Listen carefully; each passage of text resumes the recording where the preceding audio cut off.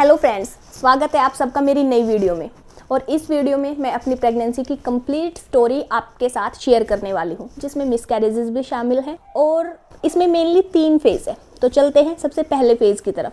चलने से पहले मैं एक बात क्लियर कर देती हूँ, ये कोई मेडिकल एडवाइस नहीं है, ये मेरी खुद की स्टोरी है जो मैं अभी आप लोग मेरे यूट्यूब फैमिली हो, मैं आप लोगों के साथ सब कुछ शेयर करती हूँ। दैट्स वाई मैं सिर्फ अपनी स्टोरी शेयर कर रही हूँ।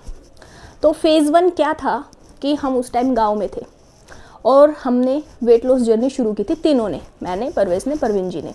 उस टाइम के जो हमारी वेट लॉस जर्नी के जो व्लॉग्स हैं वो हमने डाले भी हुए हैं परवेश यादव व्लॉग्स पे, क्योंकि उस टाइम मेरा कोई चैनल नहीं था, हम उसी एक चैनल पे काम करते थे फिर, और हमने वेट लॉस किया भी था।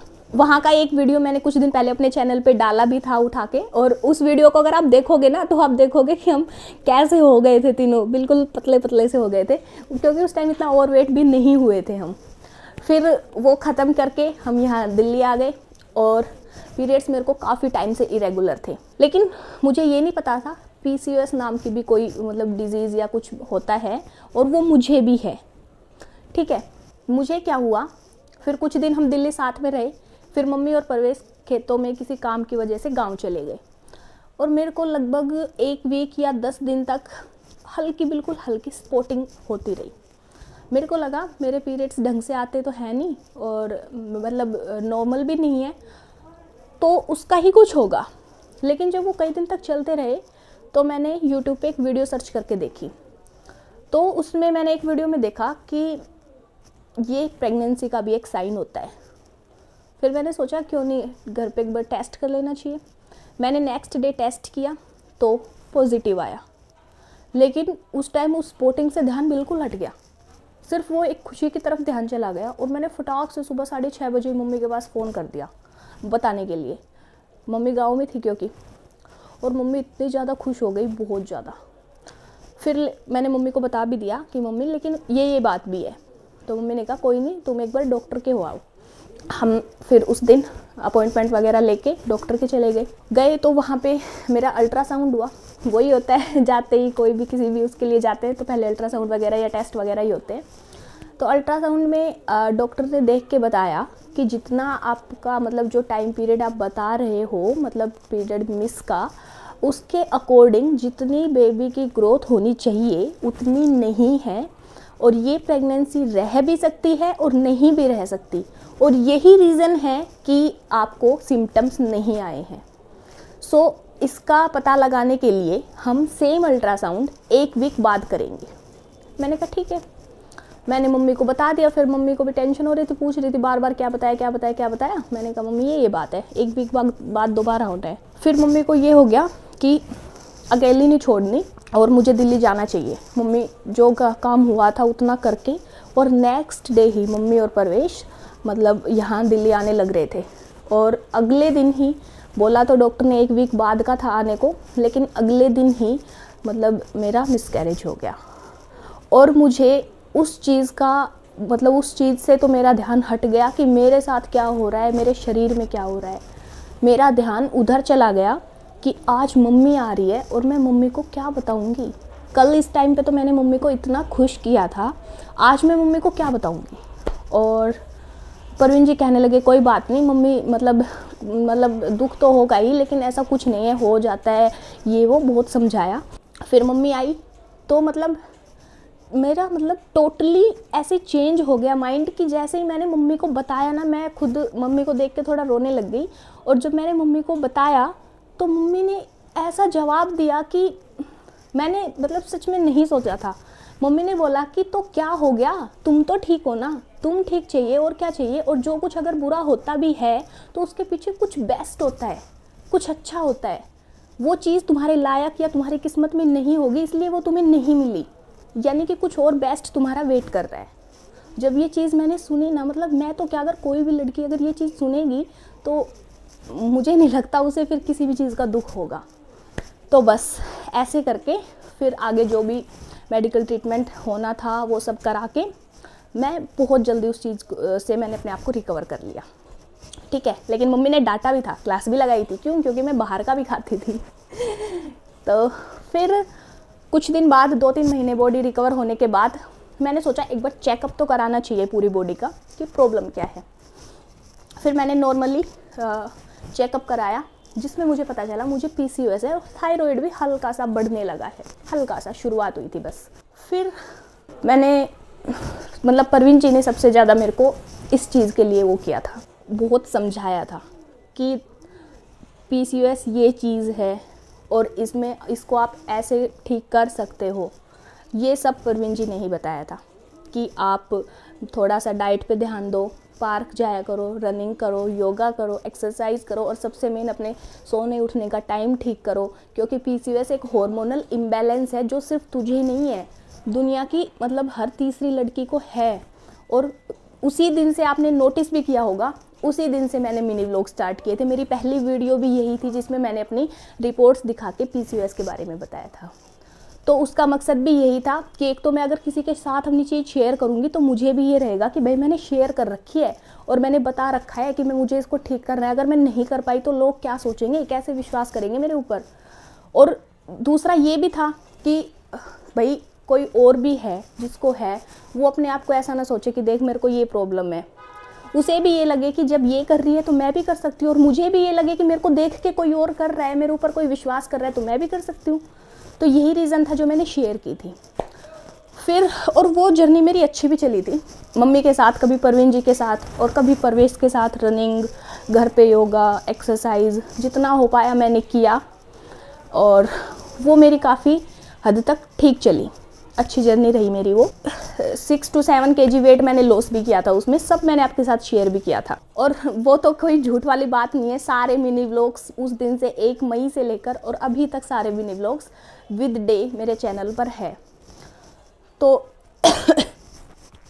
फिर 4 महीने बाद मुझे वो जर्नी स्टॉप करने बंद कर दी। आपको याद भी होगा, जो मेरे डेली व्यूअर्स हैं, अगर डेली कोई मुझे देखता है तो उन्हें ये वीडियो अच्छे से ध्यान होगी। एक वीडियो मैंने स्पेशल इस दिन पे बनाई, इस बात पे बनाई थी कि आज मैं अपनी वेट लॉस जर्नी बंद कर रही हूँ। वो वही दिन था जिस दिन मुझे ये पता चला था दोबारा से कि आई एम प्रेग्नेंट। और उस टाइम भी मुझे कोई सिम्टम्स नहीं आए थे, वो बस मेरे मतलब पीरियड्स का टाइम बहुत ज़्यादा चला गया था। तो फिर मेरे को ध्यान आया कि पहले भी ऐसे हुआ है तो एक बार चेक कर लेना चाहिए। लेकिन उस टाइम मेरे को कोई स्पॉटिंग वगैरह नहीं थी, बस सिर्फ मैंने इसलिए चेक किया था क्योंकि टाइम बहुत ऊपर जा चुका था कि अभी तक आई नहीं है तो चेक कर लेना चाहिए। अगले दिन मैंने चेक किया तो पॉजिटिव था। लेकिन उस बारी क्या वो थी कि जो किट में फेंट लाइन आई थी, फेंट मतलब बिल्कुल हल्की लाइन जो कि डार्क आनी चाहिए। फिर मैंने दुनिया भर की वीडियो सर्च करके देख डाली कि ये क्यों आती है, इसका क्या रीज़न होता है। तो काफ़ी सारे रीज़न्स मतलब ये भी थे कि या तो अंदर ग्रोथ अच्छी नहीं हो रही इसलिए HCG का लेवल कम है इसलिए फेंट है, या फिर दूसरा रीज़न ये हो सकता है कि आपने जल्दी चेक कर लिया और बेबी कम दिन का है। 2 रीज़न थे, लेकिन सॉल्यूशन हम थोड़ी कर सकते हैं, सॉल्यूशन तो डॉक्टर करेंगे। फिर अगले दिन वही, और उस बार भी मम्मी और परवेश गाँव में थे क्योंकि उस टाइम भी मतलब जो खेतों में हार्वेस्टिंग का काम चलता रहता है वो चल रहा होता है। और मम्मी और परवेश को इसलिए जाना पड़ता है क्योंकि मैं तो इसलिए नहीं जा सकती ना, क्योंकि यहाँ पे परवीन जी का डेली ऑफिस और उनका सारा काम, खाना, कपड़े, बहुत सारा काम होता है और इसलिए मुझे यहाँ रहना पड़ता है और मम्मी और परवेश को गाँव जाना पड़ता है। डॉक्टर के गए, फिर वहाँ पे डॉक्टर ने बोला कि ये तो हम HCG टेस्ट या अल्ट्रासाउंड के थ्रू ही पता लगा सकते हैं क्या है क्या नहीं है। मैंने पीछे की अपनी सारी कहानी बताई। फिर HCG टेस्ट हुआ, उसके बाद बोले अब ये सेम टेस्ट 3 दिन बाद होगा, अगर ये लेवल बढ़ के आता है तो सब कुछ ठीक है, फिर हम अल्ट्रासाउंड करेंगे, ठीक है। अगर ये लेवल बढ़ के नहीं आता है तो हम HCG के इंजेक्शंस वगैरह देंगे या फिर और कुछ मतलब आगे जो भी प्रोसीजर होगा वो हम करेंगे। फ़िलहाल के लिए सिर्फ आपको 3 दिन बाद आना है। मैंने कहा ठीक है। अब सेम वही कहानी, 3 दिन नहीं हो पाए, सेम पहले की तरह ही अगले दिन ही मिसकैरेज हो गया दोबारा से। और उस टाइम भी मम्मी पास नहीं थी, लेकिन फिर मम्मी से फ़ोन पे बातें की तो मम्मी ने वही प्यार भरे शब्दों से, और दुख तो मम्मी को भी हो रहा था, लेकिन मेन बात यही है कि मम्मी ने अपना दुख छिपा के मुझे वो किया था। ये कोई मतलब छोटी बात नहीं होती, मैं तो बिल्कुल छोटी बात नहीं मानती इस चीज़ को, और इन्हीं बातों की वजह से मैं अपने आप को मतलब एक लकी गर्ल मानती हूँ।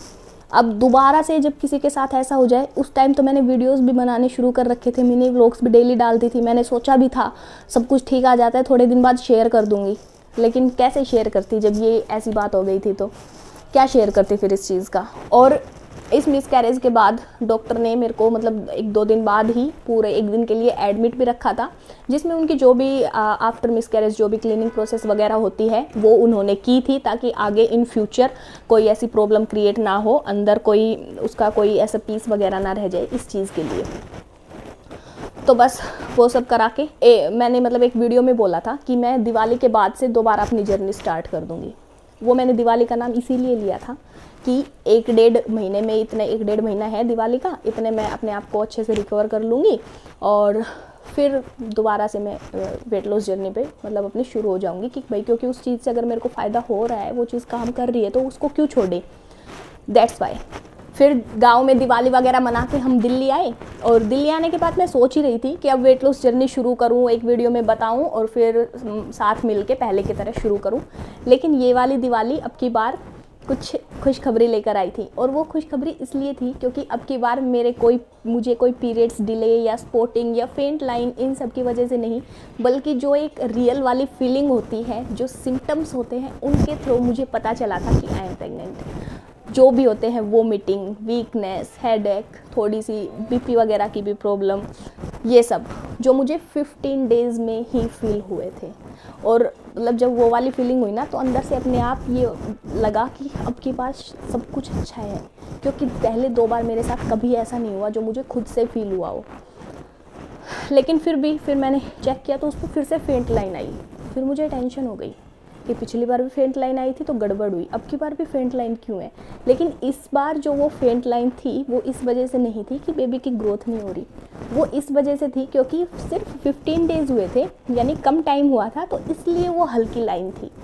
जब मैंने सेम टेस्ट 2 दिन बाद किया तो वही लाइन बहुत डार्क आई थी, और फिर मैं डॉक्टर के गई तो सब वही टेस्ट वगैरह हुए और अल्ट्रासाउंड भी किया था। और जैसे मैं सेम ही डॉक्टर के पास गई थी तो उन्हें मेरी पहले की सारी कहानी पता था, तो उन्होंने मेरे ऊपर थोड़ा ज़्यादा ध्यान दिया कि मतलब ज़्यादा जितना होता है उससे ज़्यादा मेरे अल्ट्रासाउंड्स वगैरह हुए थे, ताकि कोई प्रॉब्लम हो तो पहले ही पता लग जाए और उसको हम क्योर कर सके, इसलिए।